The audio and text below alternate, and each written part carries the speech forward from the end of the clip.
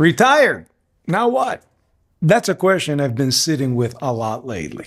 I officially retired at the beginning of this year after working for the same company for 28 years, nearly 3 decades. Same routine, same schedule, same structure. And then one day, it's over. There's no alarm clock, there's no commute, there are no deadlines, just time. A lot of it. And at first, that sounds great because the whole point of working your entire life is to get to this moment, right? You save, you contribute to your 401k, you put money into Social Security, you invest. You delay gratification. You tell yourself, one day I'll finally be able to enjoy the fruits of all this effort. Retirement is supposed to be the reward. But then the question hits you. How long are you actually going to be able to enjoy it? That's not a negative thought. It's a realistic one because retirement isn't just a financial milestone. It's a physical one.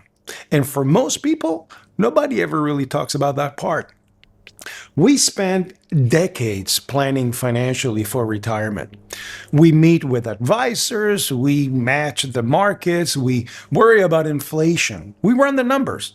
But very few people spend the same amount of time planning for what their body is going to be able to do once they finally have the freedom to enjoy life. Here's the uncomfortable truth. The average life expectancy might say one number. Hang out, there's an airplane going by.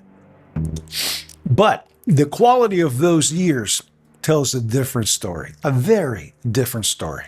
For a large percentage of people, the final 5 years of life are not spent traveling, enjoying hobbies, or being active. They're spent declining, laying in a bed, sitting in a chair, losing independence. And here's the part that really matters. Many of those people aren't dying from heart attacks or cancer. They're not necessarily on a dozen medications. On paper, they might even be considered healthy. But they've lost muscle. They've lost strength. They've lost balance. They've lost the ability to move their own body through space. That's what actually takes people down at the end. Not disease alone, but frailty. And I want to tell you a little bit about a personal experience of a family member that's 95 years old. Zero medications, no health issues at all. But for the last 4 years or so, that family member has been confined to a bed, unable to get up, unable to walk, unable to even sit up straight, unable to just put on socks, something so simple. And you wonder, well, why did that happen? Well, it's because there is zero muscle mass. So basically, the muscles are not able to hold the body up. That's why strength training is so important. Not just staying away from medications and, having a really good checkup every year, but you must train your muscles. You must maintain a muscle mass on your body so you can move, so you can get up, so you can walk.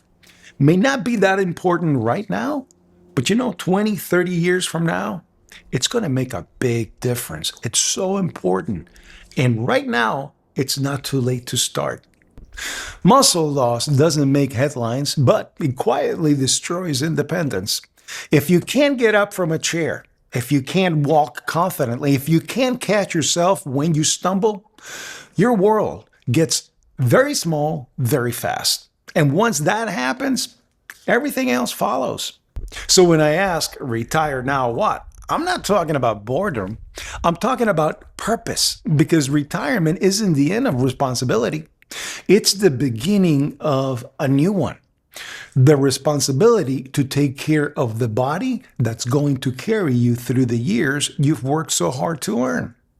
The irony, though, is that retirement, it gives you the one thing most people claim they never had while working: time.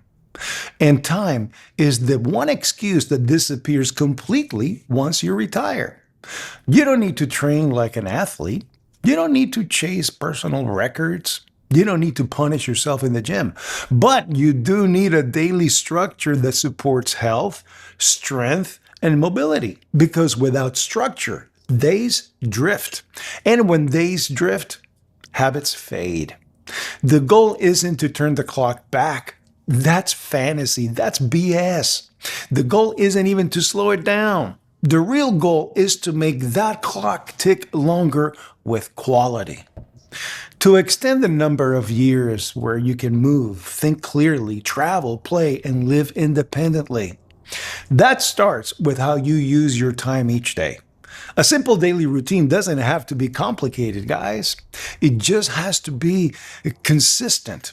Wake up at a reasonable time, get outside, walk.